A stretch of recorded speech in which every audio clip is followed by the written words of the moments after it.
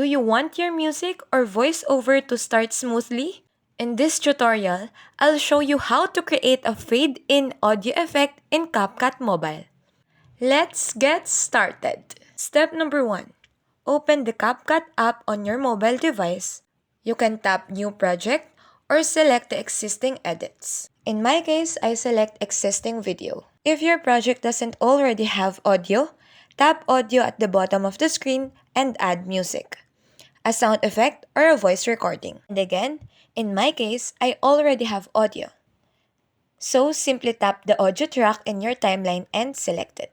With the audio track selected, swipe through the editing tools and tap Fade. You will see controls for fade in and fade out, allowing you to gradually increase or decrease the audio volume. Adjust the fade in slider to set how long the audio takes to reach its full volume. Now, it's time for preview. Tap the play button to listen to your audio. And that's it!